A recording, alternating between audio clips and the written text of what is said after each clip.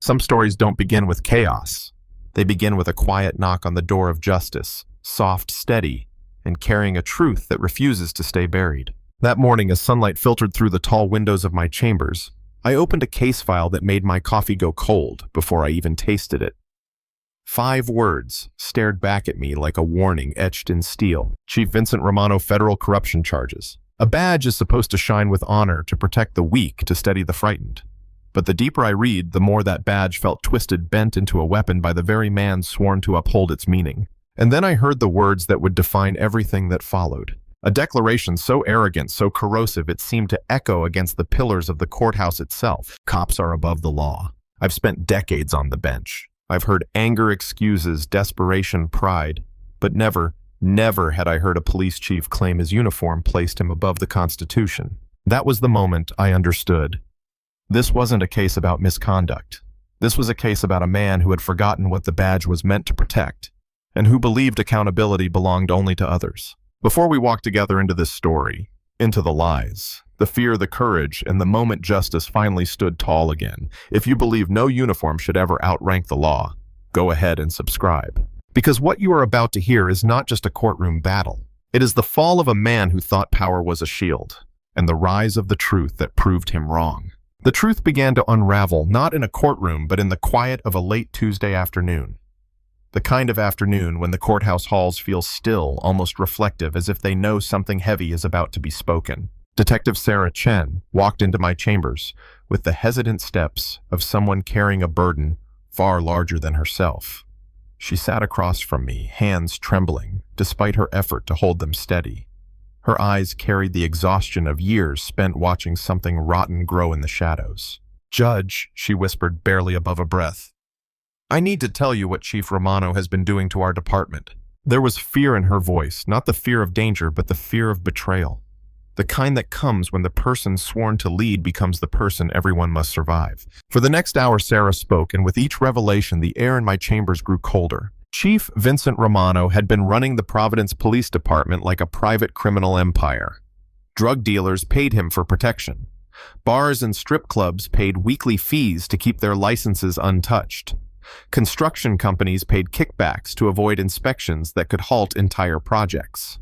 This wasn't a moment of weakness or a single lapse in judgment.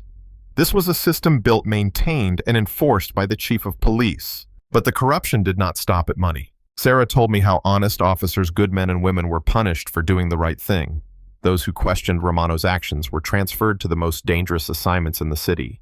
Others were threatened, isolated, or publicly humiliated until they fell in line or walked away from the badge they once cherished. Judge Sarah continued, voice breaking under the weight of what she'd held inside. He told us in roll call last month that good cops take care of their own, and cops who don't understand that will find themselves working traffic in the worst neighborhoods. Everyone knew what he meant. I remember leaning back in my chair, letting the truth settle like dust on an old book, slow, inevitable, revealing everything long hidden. How had this gone on for so long?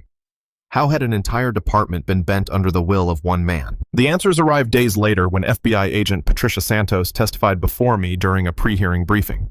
She spoke calmly, almost clinically, about the 2 years she had spent investigating Romano. Wiretaps, bank records, secret meetings, business owners too afraid to speak until federal protection was guaranteed. Judge Agent Santos said, placing a folder on my desk, thick with evidence, Romano turned downtown into his personal cash machine. Restaurants, nightclubs, construction sites, everyone paid, and those who didn't were punished. The magnitude was staggering, but what chilled me most wasn't the money. It was the pattern, the way Romano had used fear as currency, loyalty as leverage, and the badge as a weapon, as a police. Every corrupt empire has cracks, and Romano's formed the moment good officers found the courage to stand together instead of standing down. Their voices, quiet at first, then trembling, then resolute, became the first real threat to a man who believed himself untouchable. And as their stories unfolded, one truth became painfully clear. This case wasn't about a police chief who took bribes. It was about a man who poisoned the very institution meant to protect the people. A man who believed the law was something he could bend, until it finally bent back. The investigation did not unfold in a single moment. It spread layer by layer like peeling back wallpaper, only to discover more rot beneath it. Each witness, each document, each whispered truth delivered a new bruise to the conscience of anyone who believed the badge should mean honor. The first blow came from the FBI. Agent Patricia Santos entered my courtroom with the steady composure of someone who had spent years watching a truth take shape in the dark. She placed a thick binder on the evidence table, an accumulation of wiretaps, bank transfers, coded messages, and the testimonies of victims who had lived for years under Romano's shadow. "Judge?" She began, her voice firm but waited. Chief Romano didn't just accept bribes.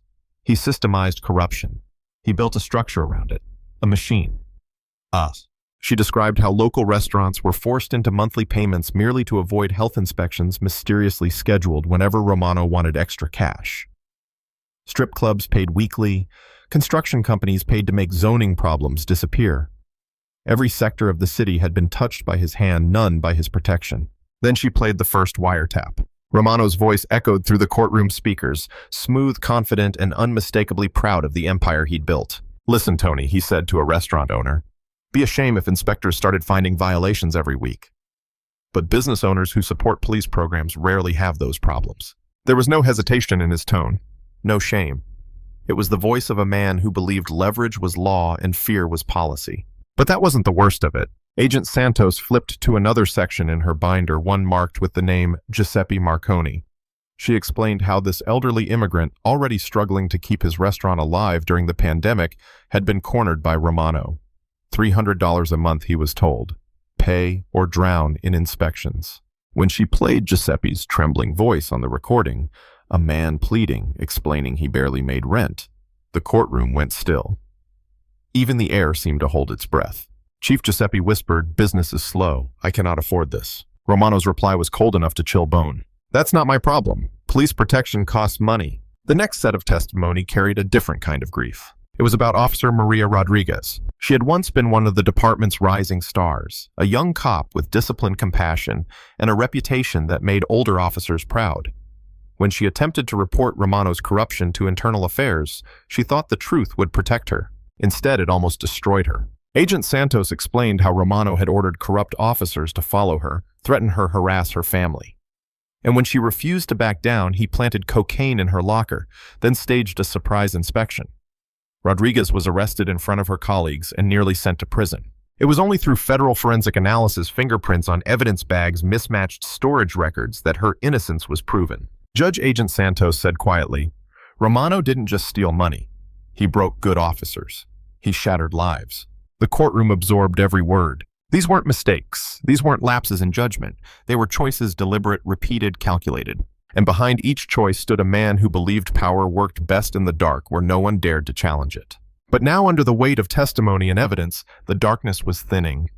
The walls of impunity were beginning to crack. For the first time in years, Romano's empire was being exposed to the light. And the light, slow, steady, relentless, was preparing to burn through everything he had built. The morning Chief Vincent Romano walked into my courtroom. The air carried a different weight, thick, expectant, the way a room feels before a storm breaks. His entrance wasn't the walk of a man facing justice. It was the strut of someone stepping onto a stage he believed was built for him. He wore his full-dress uniform, every metal polished until it caught the lights like small bursts of false glory. Years of commendations covered his chest, each one now overshadowed by the crimes hidden beneath them. Behind him came 4 attorneys, sharp suits, polished shoes, faces trained to turn guilt into misunderstanding. But it wasn't the lawyers or the medals that struck me. It was his eyes. He looked around my courtroom, the way a man inspects property he believes he already owns, calculating, dismissive, certain that whatever happened here would end the same way every challenge in his life had ended. With him still standing. When Christina read the charges, conspiracy, extortion, civil rights violations, obstruction of justice, Romano stepped forward with that same unshakable confidence, as if reading the list of his crimes were simply a formality before he received applause for his service. "Chief Romano," I began, "you're charged with running a criminal enterprise while serving as chief of police. You used your badge to extort businesses, intimidate officers, and retaliate against anyone attempting to expose your misconduct. Do you understand these charges?" He smiled. That small, practiced smile of men who believe they'll never face consequences. "Your Honor," he said, voice smooth as polished stone. There seems to be a misunderstanding about standard police-community relations. Standard police practice. That was his explanation for extortion, bribery, intimidation. I pressed forward. Agent Santos testified that you collected over $200,000 in protection money. Is extortion standard practice? Police departments across America, he replied, receive community donations that support public safety. Donations. He called bribes donations. He called fear cooperation. His lawyers chimed in, dressing criminal acts in bureaucratic language, until the truth nearly suffocated under the weight of their phrasing. Nearly, but not quite. Because facts do not bend even when spoken softly. Let's listen to something I said. The courtroom fell silent as the speakers crackled to life. Romano's voice poured into the room, threatening, calculated, unmistakable. $300 a month keeps everyone happy. When the recording ended, he didn't flinch. He adjusted his uniform. He straightened his back. He prepared another excuse. But there are some acts that cannot be polished, some truths that cannot be spun. Chief Romano, I continued. You framed Officer Maria Rodriguez with drugs planted from your evidence storage. That is not community relations. That is criminal conspiracy. For the first time, a shadow of irritation crossed his face. Not guilt irritation, as if the real offense here was that I dared to question him publicly. His voice sharpened. Judge federal investigators often misinterpret evidence when targeting successful law enforcement leaders. Successful. He called destroying honest officers success. He called running a criminal network leadership. And then under pressure, under scrutiny, under the heat of truth, he finally broke. His voice rose, fueled by anger and ego. Your Honor, I think you're misunderstanding how policing works in the real world. Police officers risk their lives for ungrateful citizens. Cops are above the law because we are the law. We decide what gets investigated. We decide what charges get filed. The law is whatever we say it is.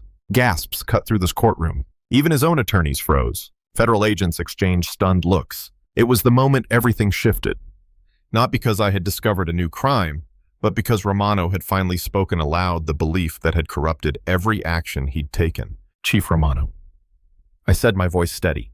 Did you just tell this court that cops are above the law? I told you the truth, he shot back, though the tremor in his voice betrayed him. His empire didn't crumble in silence. It crumbled in arrogance, loud, brazen, unmistakable. And in that single moment, the badge Romano once used as a crown became the very weight that would pull his legacy into the ground. For a long moment, the courtroom held its breath. Romano's words.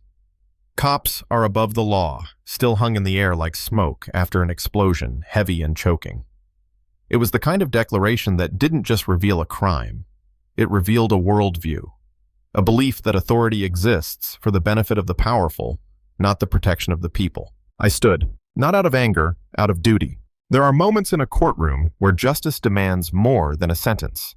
It demands clarity, truth spoken plainly, so no one can ever mistake corruption for courage again. Chief Romano. I said, my voice steady in America, nobody is above the law. Not presidents, not judges, and certainly not police chiefs. He opened his mouth to object, but I raised a hand. There was nothing left for him to say that could undo what he had already confessed, not just with words, but with the arrogance that shaped his entire career. Your actions, I continued, did not simply violate policy. They violated trust. You stole from the people you swore to protect. You threatened business owners already struggling to survive. You destroyed the career of an honest officer, framing her to protect your criminal enterprise. Romano's face tightened, but the confidence was gone.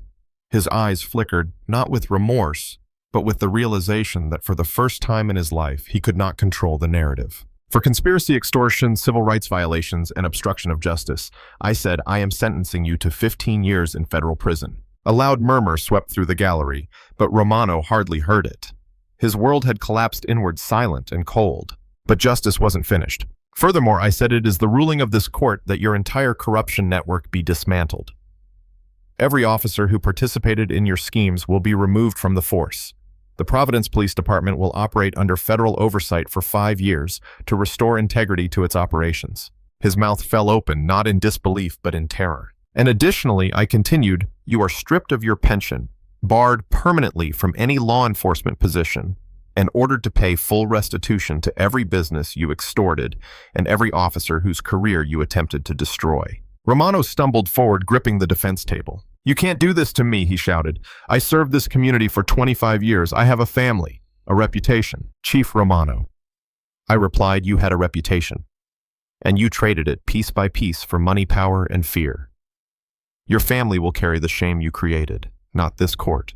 His voice rose tinged with desperation. You're destroying law enforcement credibility. No, I said, you destroyed it. I am restoring it. When the marshals approached to take him into custody, he began shouting, blaming prosecutors, blaming the FBI, blaming ungrateful citizens, blaming anyone who was not the man in the mirror. But the shouting didn't matter, because the badge he once used like a crown was now nothing more than a memory. And justice, steady, patient, and unshakable, had finally caught up with him. When the heavy doors closed behind Chief Romano, the courtroom exhaled a long, quiet breath that felt like the first sign of healing after a deep wound. The echoes of his shouting faded down the hallway, replaced by a stillness that carried something cleaner, something closer to truth. Justice doesn't always arrive with applause. Sometimes it arrives in silence, standing tall after years spent waiting to be heard. Officer Maria Rodriguez stepped forward from the gallery, her uniform neat, her posture steady, but her eyes carrying the weight of what she had survived. She approached my bench slowly, the way someone approaches a place where their life nearly shattered. Your Honor, she said, voice trembling despite her strength. Thank you for showing that badges don't make people untouchable. There was no anger in her words, no bitterness, only relief, the quiet kind that settles into a person's bones when truth is finally acknowledged. Officer Rodriguez. I told her today's sentence protects cops like you, those who serve with integrity even when it costs them. A soft smile formed, carrying both gratitude and grief. She had lost years to a lie someone else built, but the truth had restored her name, and sometimes that is the beginning of becoming whole again. Detective Sarah Chen later wrote me a letter. In careful handwriting, she said, Judge Caprio, your ruling saved our department's soul. We can serve with pride again. Those words stayed with me, because corruption is not just a crime. It is a sickness, quiet, creeping, contagious. And when a leader falls to it, the people beneath him must carry the weight. But Romano's fall made something else possible, rebirth. Captain Jennifer Williams took command of the Providence Police Department weeks later. Under her leadership, the department began a transformation built on transparency, accountability, and independent oversight. Officers who had once felt afraid to speak now stood taller. Businesses no longer dreaded surprise inspections. The streets felt different, lighter, safer. Giuseppe Marconi, the elderly restaurant owner Romano had extorted, visited my chambers one afternoon. He held his cap in both hands, voice trembling with emotion. Judge, he said, for 5 years I paid money I did not have because I was scared. Now I sleep at night. The new chief comes to my restaurant and pays for her meal like everyone else. Sometimes justice is not thunder. Sometimes it is simply the return of ordinary peace. In federal prison, Romano learned the truth he spent years denying. Badges mean nothing there. Influence means nothing. In the place where he now lived, the law he once claimed to control finally controlled him. My father used to say, Frank, the badge doesn't make you better than other people. It makes you responsible to them. Romano forgot that lesson, and he paid with everything: career, freedom, reputation, legacy. Because in America, no one stands above the law, not even those who wear the symbols of its authority. If this story moved you, if you believe justice must remain honest, unbending, and human, go ahead and like this video, subscribe to the channel, share this story with someone who still believes integrity matters. Before you go, let me ask you, have you ever witnessed a moment when power finally met accountability? Your story might help someone remember why justice matters.